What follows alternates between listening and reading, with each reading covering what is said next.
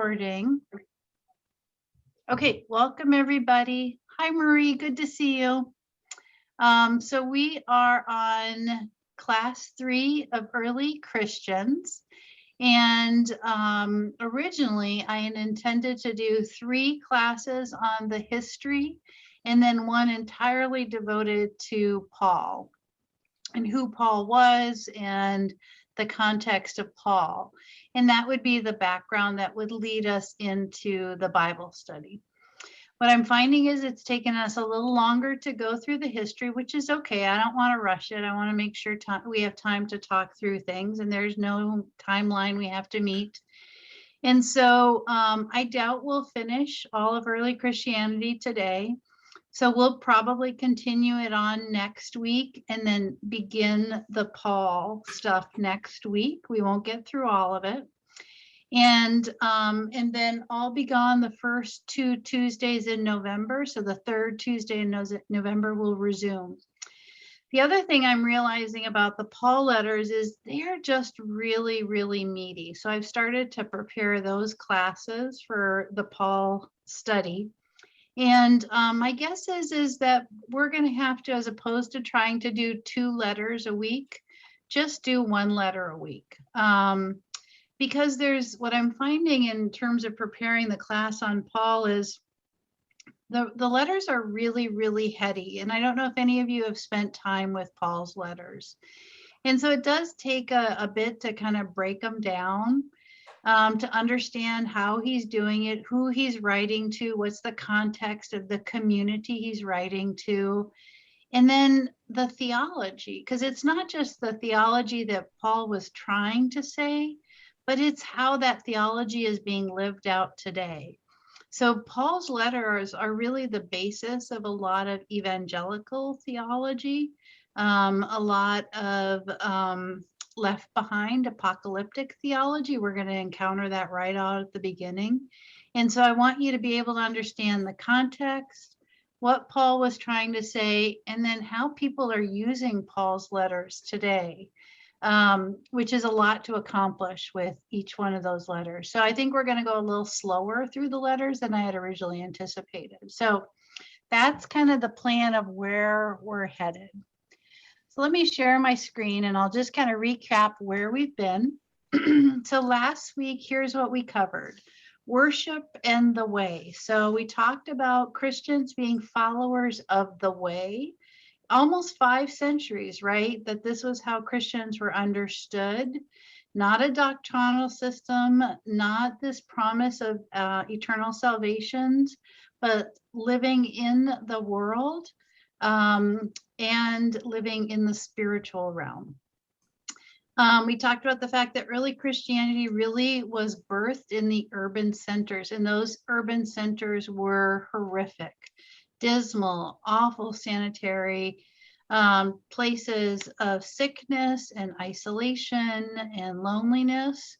And Christianity provided both community and essential safety net services that weren't in place. We talked about that worship was a joyful and a prayerful event. I want to come back to that prayerful, that it took years of preparation to convert.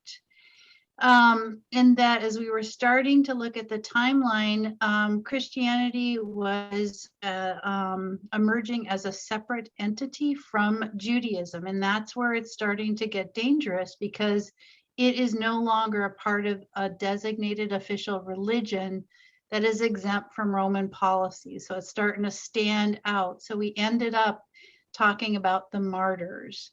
For the first 300 years, it was illegal to be a Christian.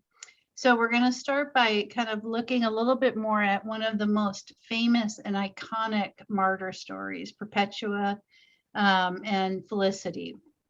But before we do that, I want to bring up something that came out of a conversation that Dawn and I had about what it meant to be on the way. And one of Dawn's questions for me, I hope, Dawn, you're okay with me sharing this, was related to the role of prayer. And whether or not early Christians were just a people of works, of going out and doing things, or was that centered and based in anything?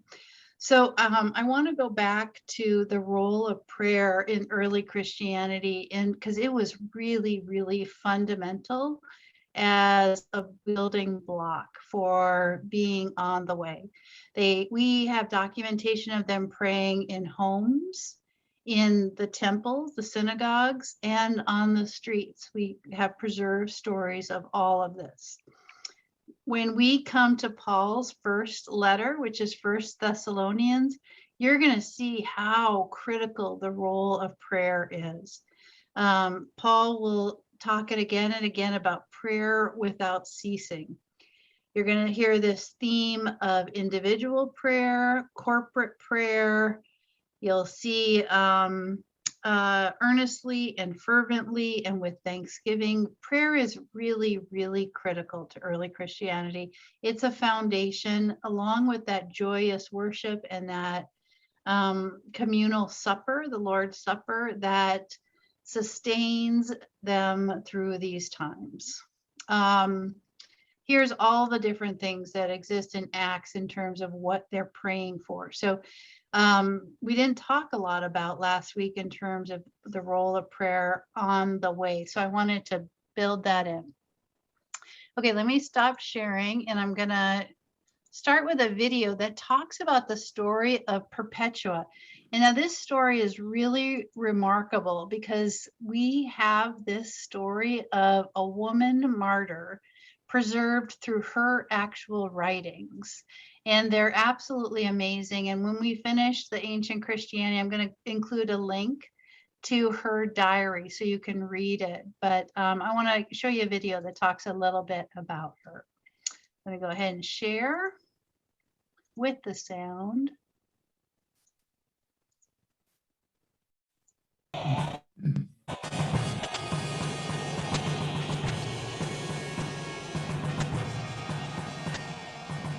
In the blood of the martyrs lie the seeds of the church.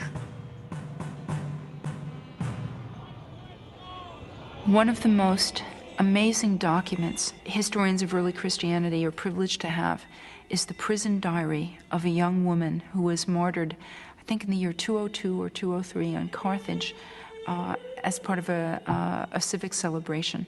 Her name is Perpetua, and she insisted on being killed. We were lodged in the prison, and I was terrified, as I had never been in such a dark hole.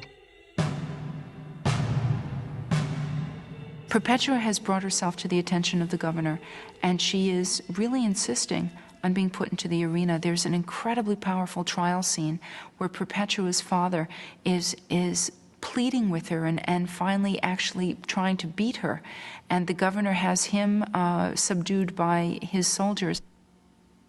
And the governor says, "Please, won't you cooperate?" And Perpetua says, "No, I'm a Christian."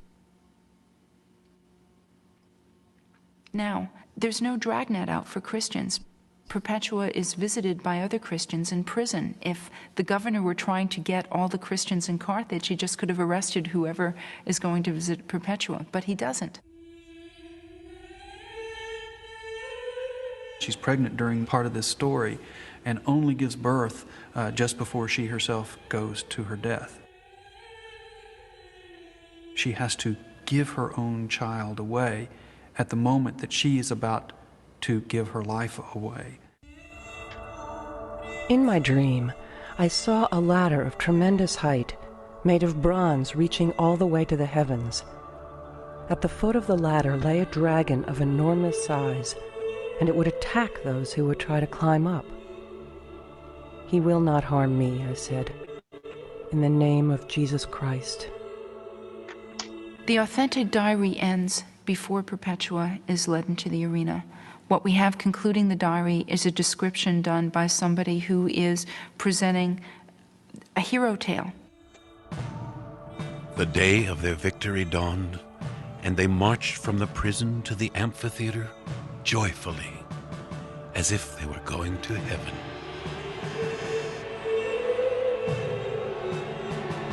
She's led out into the amphitheater before the crowds.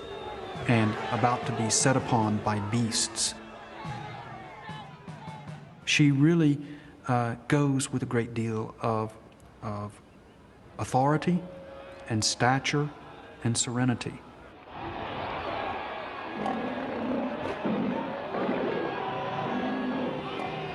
She faces down the animals. And finally, after being tormented by several animals, a young gladiator is sent into the arena to dispatch her. And it's just an incredibly moving scene. His hand is trembling so much he can't cut her. And she grabs his hand and guides his sword to her own throat.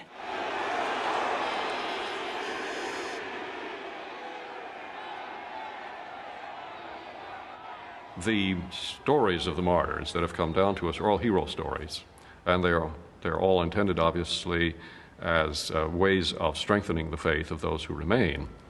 If we read only those martyr stories, we would suppose that all Christians were heroes and that the church flourishes because of that heroism. Obviously, this is an idealization.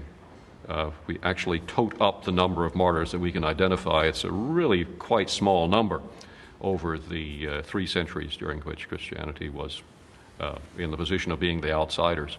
We don't have tens of thousands of people being martyred. What we do have is tens of thousands of people admiring the few who are martyred. Let me stop sharing. So just a couple thoughts on the martyrs. One, I think Perpetua's diary is a powerful thing to read, so I'll include the link to it. It's one of the earliest Christian writings we have by a woman.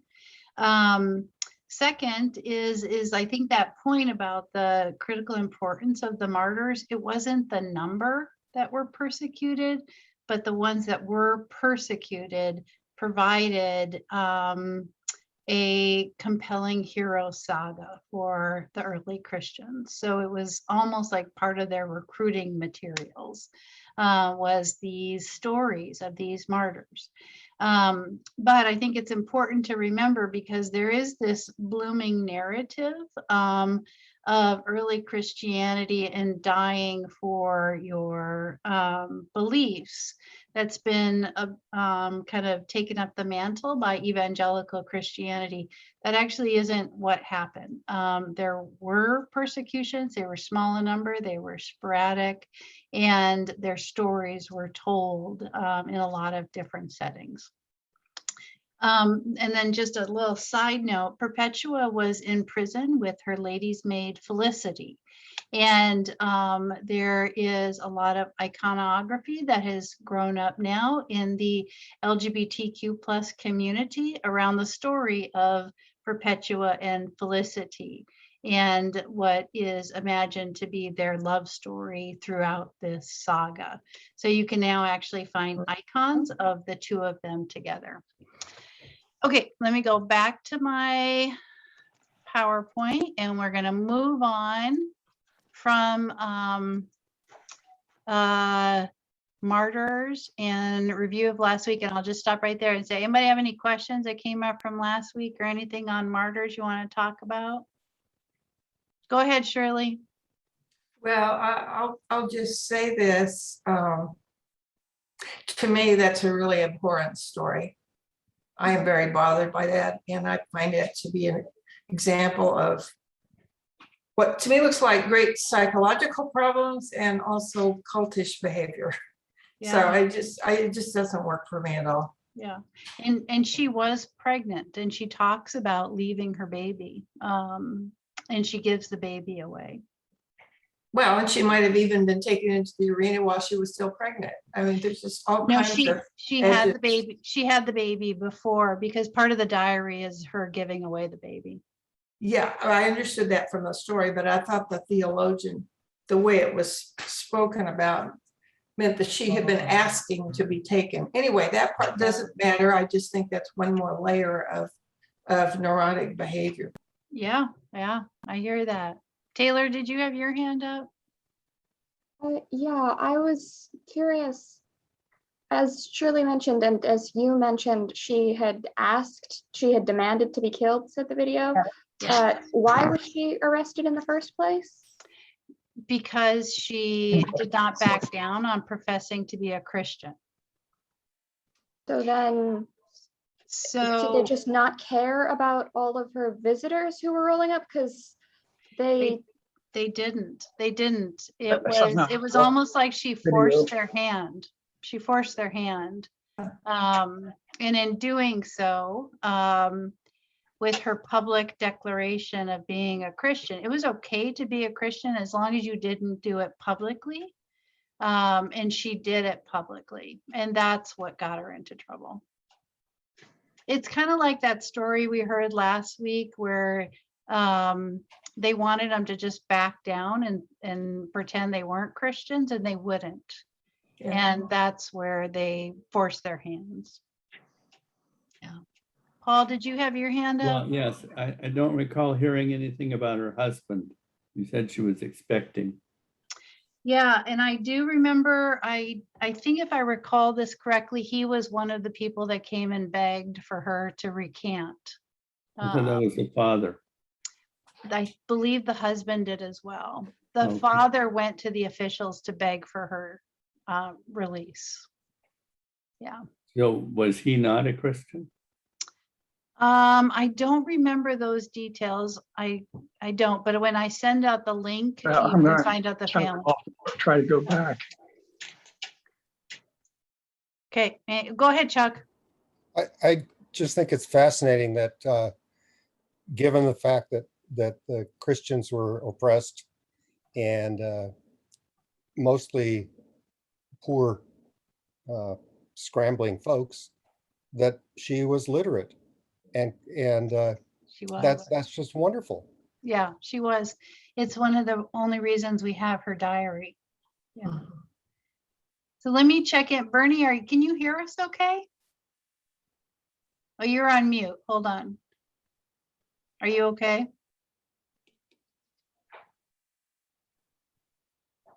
Yeah, I'm fine. I had some video problems, but Okay. everything's all right. Okay. Then we're gonna dive in.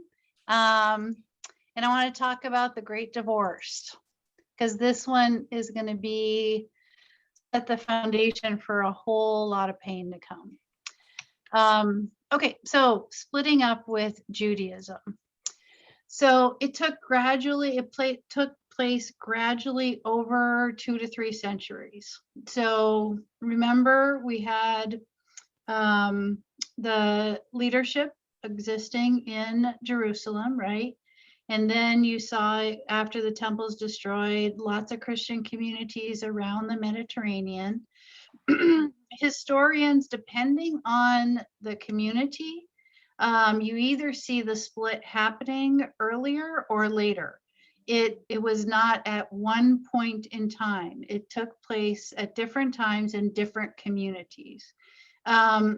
The wedge was really, really driven hard by a guy named Marcion. So Marcion was a church leader. So we're talking around the year 135 here. So 100 years after Christ died. And he argued that the Jewish scriptures had no place in Christian worship and that they did not represent the word of God. So he proposed that you take those out of the worship service and instead just use the Gospel of Luke and Paul's letters. So he wanted the Hebrew scriptures out, and he had a huge following.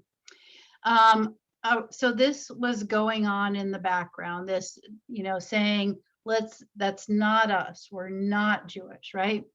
This was all exacerbated because there were early 2nd century rabbis around this time who sent out word that the Jews should have nothing to do with the Christ followers.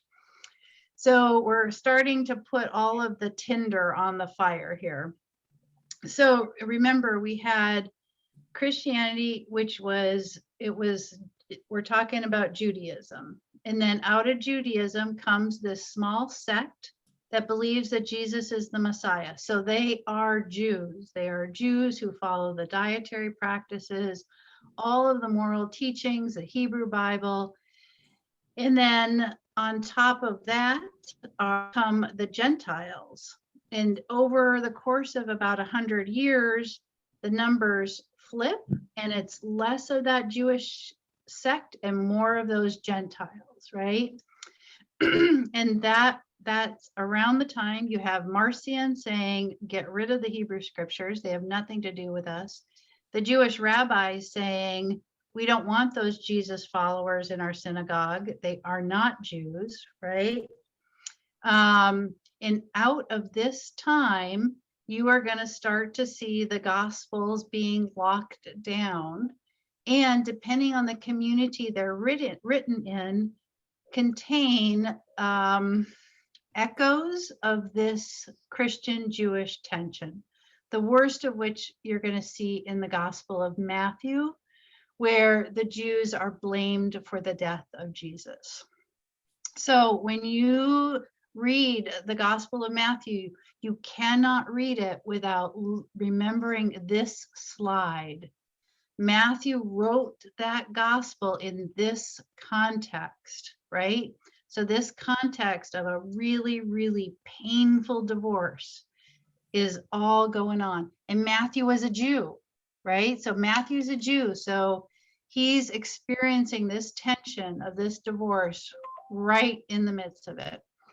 So that's, again, why does this information matter? Because we can't read the Gospels without understanding everything that was going around. Okay, I'm going to switch to Gnosticism. So Gnosticism is a pretty important early alternative form of Christianity for lots and lots of reasons. If any of you got a chance to hear Reverend Michael in August, she preached on Gnostic texts.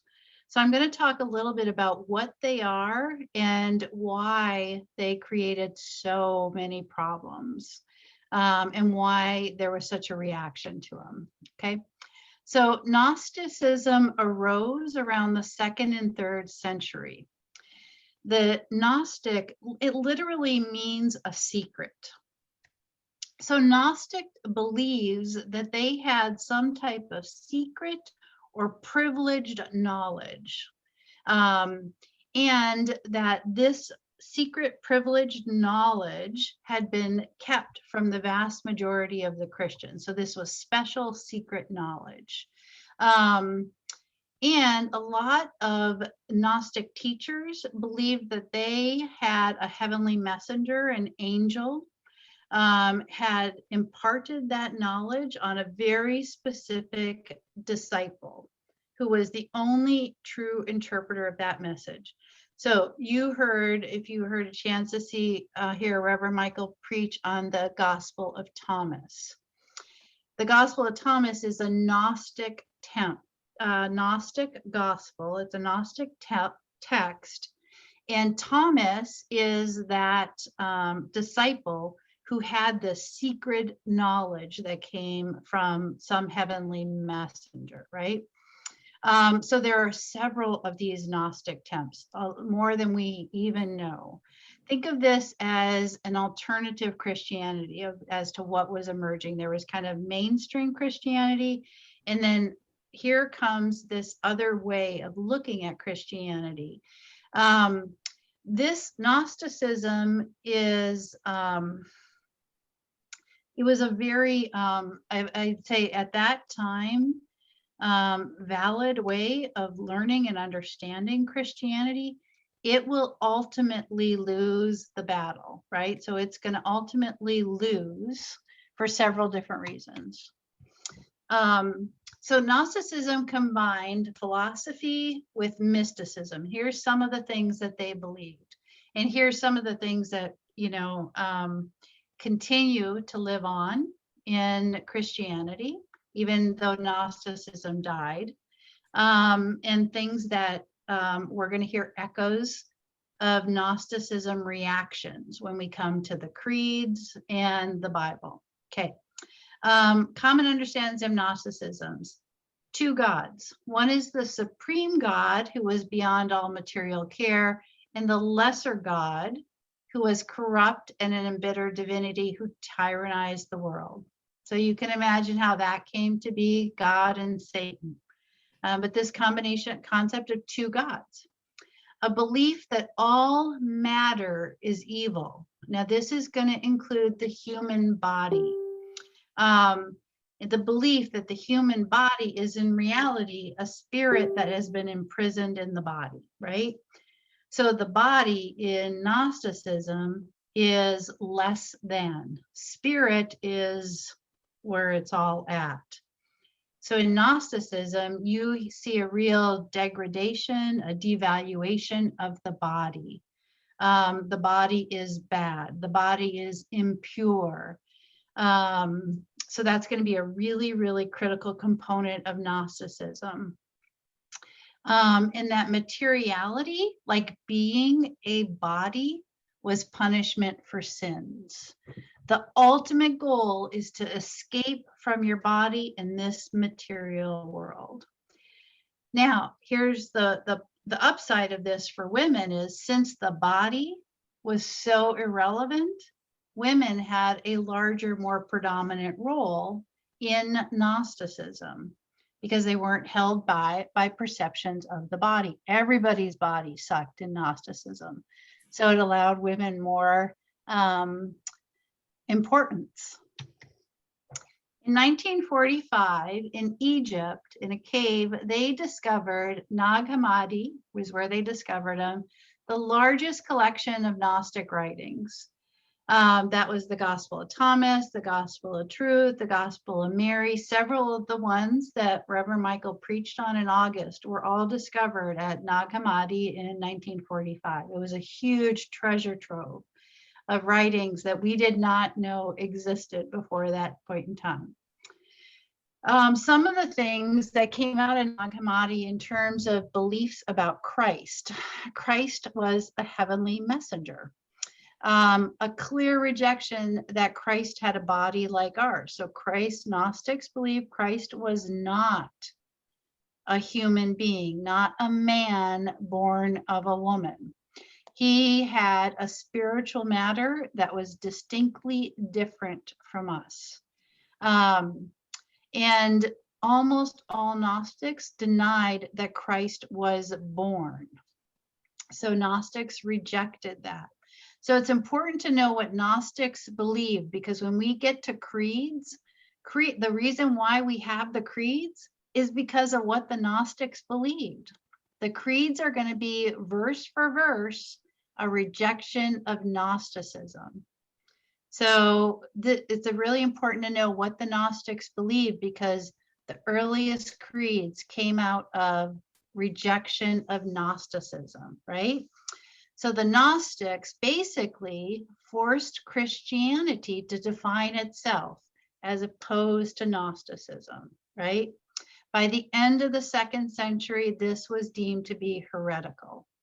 So, which is why we have very, very few of these Gnostic Gospels preserved, because almost all of them were lost because it was determined to be heretical. So it's really important to know about Gnosticism, because we're going to start to understand why we have creeds, why we got creeds, why we got hierarchy. It's because of this emergence of this alternate Christianity and a need to shut it down and say what Christianity is as opposed to Gnosticism. Some people like to say that Christianity won the battle and lost the war with Gnosticism, which I think is very true, because I think that rejection of the body continued to flow through within Catholicism in particular, and even into Protestantism, and the body being impure and rejected. So by the end of the 2nd century, Gnosticism was determined to be heretical. Okay, let's talk about hierarchy, how we got a hierarchy. So remember, earliest church authority happened in Jerusalem, right? We think that you got the 12. Out of the 12, Peter and John stepped forward along with James. James was understood to be the first bishop of Jerusalem. Jesus's brother. As the church grew, though, this issue of who's in charge became way more important. The first generations of the apostles died. The first generations of the Christians died. All of these little communities of faith that had grown up around the Mediterranean became really dependent on their elder, their priest, their deacon, lots of different names at this time, to preserve that historical continuity with that first church in Jerusalem.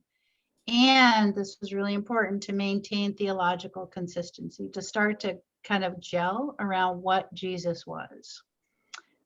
In most communities, this elder, and there are lots of terms, elder, deacon, bishop, priest, was responsible for that baptism of the converts, that preparation, multi-year preparation, administering the Eucharist, distributing the goods, and organizing the structures for the relief of the poor. Remember, we talked about how one of the things Christianity provided in the early days was this safety net of services for the poor, hospitals, feeding programs, care for orphans, care for widows, visiting people in prisons.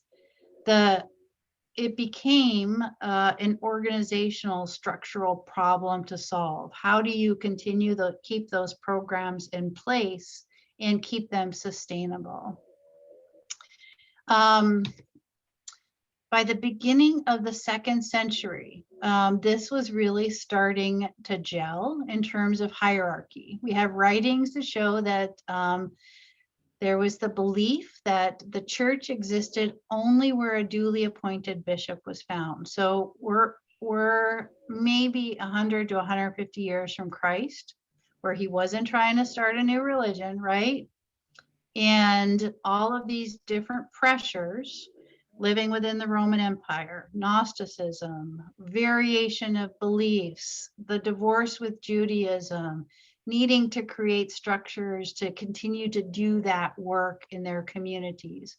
All of those pressures are starting to be lived out by increasing orders of authority and hierarchy. Another big component of this, and we're going to see this in Paul's letters, is a desire for authority to stamp out, I guess is the best word, false teachers. And we're going to see this in Paul's letters a lot. There's a couple letters where his whole letter is about the fact that I heard you're listening to a false teacher, knock it off. Because so many different people in so many different places are trying to understand who Christ was, that what is true teaching and what is false teaching is coming into conflict, right? Okay, schisms, tension, lots of this from the earliest days. By the end of the 1st century, remember we talked about the fact that this had become an urban Gentile religion, and churches in more important cities began to get greater prominence. In particular, from the late 2nd century on, it was the church in Rome. By the middle of the 3rd century, the Bishop of the Rome was the one that was declared to have the authority that Peter granted. So by the middle of the 3rd century, so we're 200 years after the death of Christ, we have a pope. How does it become an institution? Why does it come to become an institution? As that divorce, that split happens with Judaism, there's more this distinct sense of identity, more definition about what the way is. There's a new stress on the church about formalizing what goes into worship and what it means to live on the way. We start to see fixed offices where the variation in the names goes away. It's bishops and deacons. And there is the first, 300 years, a lot of debate over what is true beliefs and these warnings about false teachers, which drives the early Christians to more orthodoxy, which just means true teaching. So what's in the box as truth, what's out of the box, which is heresy. By say 150, you're starting to really see a focus on differentiating what's in the box and what's out of the box. Okay, let me just stop there and just check in any questions on that one. Because Gnosticism, and then there's the response to Gnosticism, which was really just saying, we gotta find a way to shut these people down. So questions or comments on any of that? Go ahead, Diane. Just one thing that struck me is whoever decided to throw out the Hebrew Bible and references to it, you know, I go back to Mark, and Christ referenced the Hebrew Bible all the time. Yeah. And the other thing is, Christ never preached in a synagogue or a church or anything like that. So it's, you know, it's mind blowing. And which is why Marcion lost, right? To your point about he really believed you had to the Bible was not the Hebrew Bible. The Bible started with the New Testament. He lost that battle, which I think is really fortunate, because you all know just from our study of Revelations how grounded that scripture is. It doesn't stand without Isaiah, right? It's Isaiah. Isaiah is the cradle upon which Mark is built.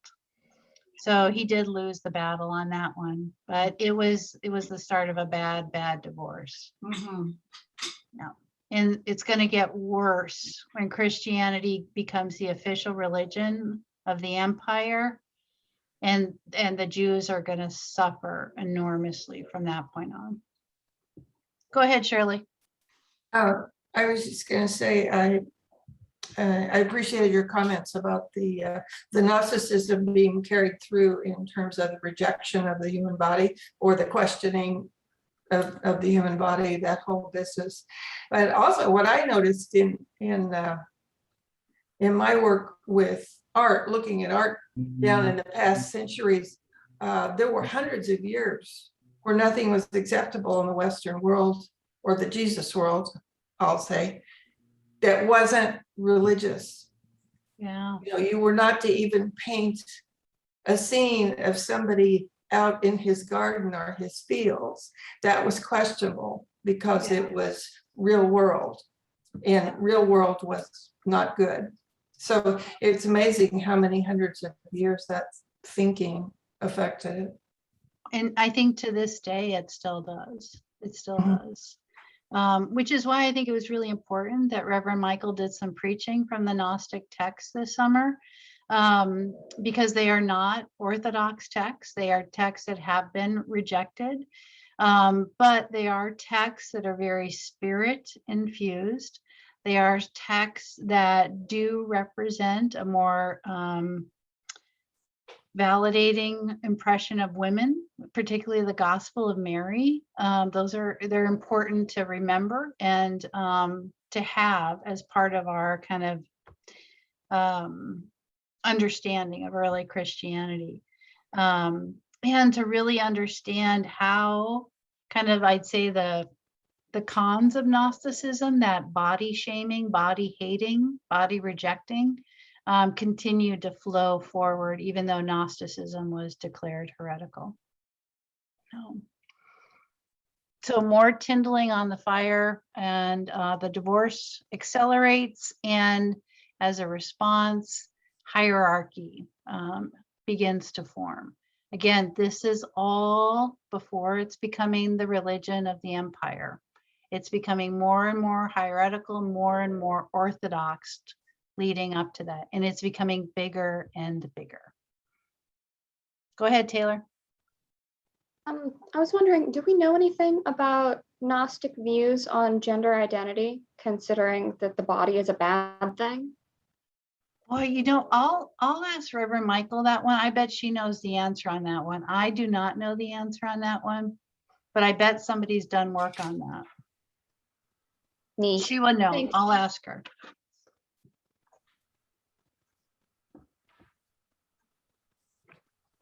I'll find out.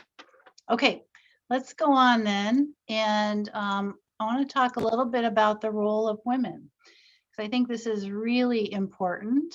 And I'm actually going to share a video on this one.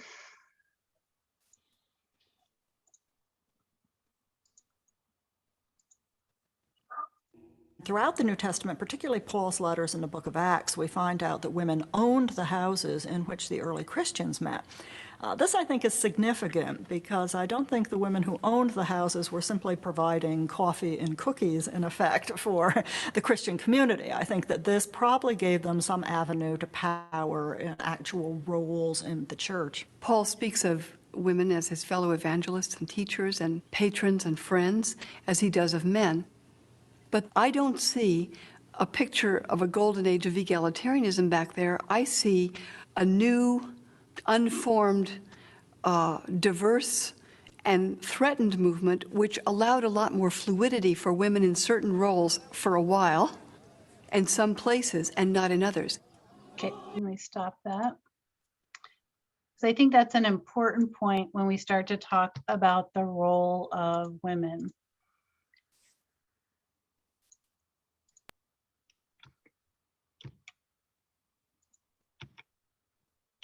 Okay, wherever Christianity spread, women were leaders. They were leaders of house churches, and you're going to see, and I want you to watch for these names when we go to Paul's letters.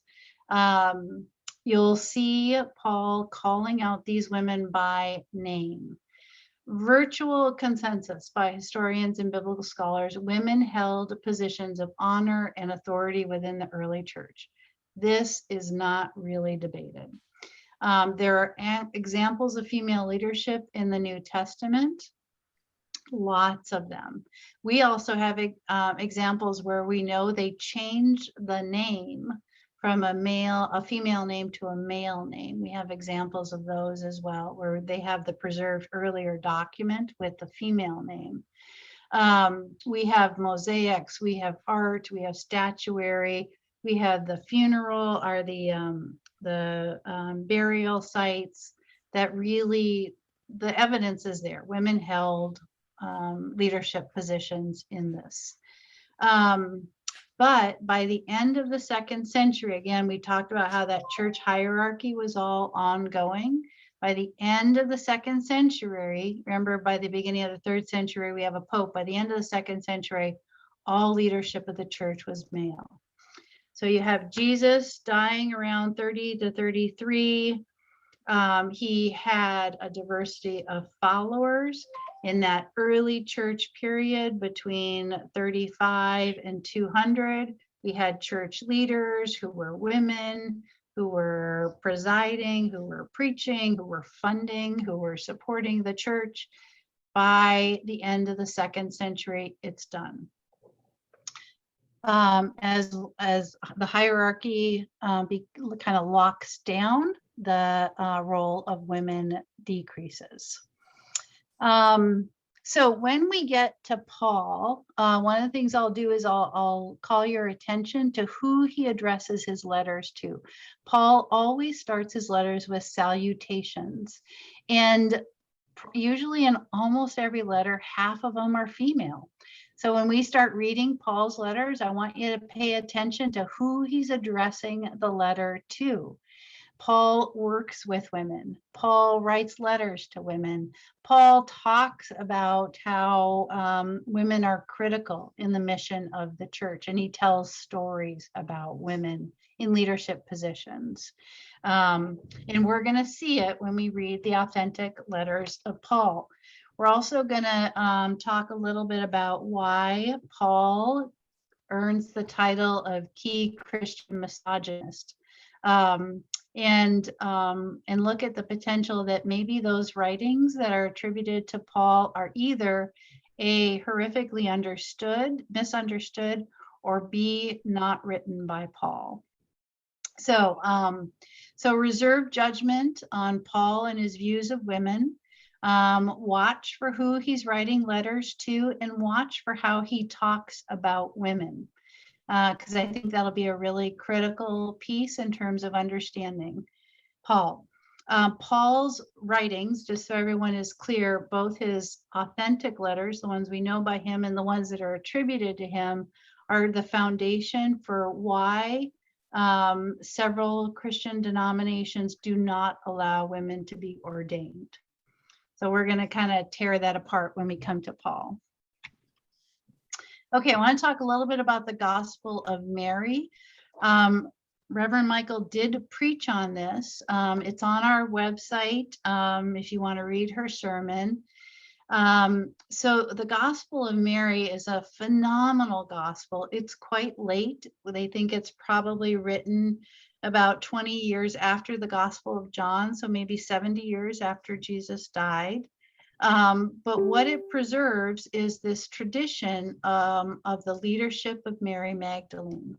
And in this, it talks about her and Peter going at it, and for leadership of the early church, and how Jesus appears to Mary and reinforces basically her role as leaders. And then Mary goes out and teaches and preaches, and they take the lessons from her. So that in this, Mary then earns that title, apostle to the apostles. So this is a Gnostic gospel, but I think the beauty of this is it does preserve this tradition of Mary as a really, really predominant leader in the early church. Okay, I'm going to talk about how we got a Bible. Let me stop there, because I think what we might want to do is stop at the Bible, and we'll finish up with the art next week. So I'm going to stop there. We'll do the Bible next week. Questions, comments about Gnosticism, the role of women, how we got a hierarchy. Next week, we'll cover how we got a Bible, how we got creeds, Christian art. We'll look at some early Christian art, and notice what is missing from early Christian art.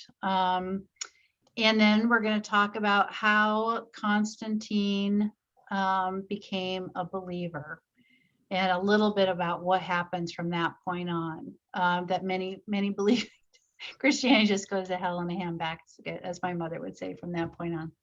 And then we'll finish up with early Christianity next week. Okay, questions, comments, anything on that we covered today? Reactions, anything? Well, it's the first time I'm hearing any of this, born and raised in the Catholic Church. And so, thank you so much. It's so valuable. I'm just so into it, of really hearing this for the first time in my life. So thank you. You're welcome. Chuck, did you have a question? Comment? Oh, I find it fascinating when you started talking about, Shirley talked about not representing real life in art, and it's one of having lived in Muslim lands, in Islam, you're not supposed to represent right real animals or people, right. And talking about the Gnostic movement, there's a sect of Druze people who live in, they're Arabic speaking, but Druze is originally just meant people who believed in monotheism, and eliminating that dervish kind of spirituality and mysticism. It's just there's just seems like everything kind of meshes, and every time I come to a Bible class, I think of how much is the same. Yeah. Thank you. This is really fascinating to me. Yeah. Go ahead, Don. Are there any documents as far as exactly how they prayed, early Christians? There are. Actually, I'm gonna, when I send out the slides, one of the attachments I have is going to be some of the earliest prayers. So I'll send that out at the end of class next week. I've got a kind of a, anybody who wants to keep working, I've got a reading list, articles, videos, and I just put one on there with the earliest Christian prayers. So that'll be on there. And next week, we're also going to talk about the desert fathers and mothers who are going to look at what's happening with the emerging hierarchy and get out of Dodge. And they're going to form small communities in the desert and return to those practices, the deeply spiritual practices. And I think you'll really resonate with some of what you're going to hear next week with that, Dawn. And then I've got a great book on the spiritual practices of and the prayers of the desert mothers and fathers, if you ever want to borrow that from me. Okay, thanks. Okay, yeah. So, there will always be rebels. And we're going to meet some of them next week. Anybody else, or we're good for just today? Thank you. Okay, so next week we're going to do the Bible, the creeds. We're going to talk about the desert mothers and fathers, the first rebels. And then we're going to look at art, and then we're going to talk about what happens when Constantine has his vision. And I'll give you a little preview of what happens to Christianity after that. And that'll wrap it up for October. And then we'll come back mid-November and we'll start with Paul. And before we dive into those letters, we're going to spend some time understanding who Paul was, because you will never hear me say Paul had a conversion experience. He didn't have a conversion experience. Okay, so we're going to undo all of that understandings of Paul and talk about who he was at a specific point in time and the context around him. So, okay, everybody.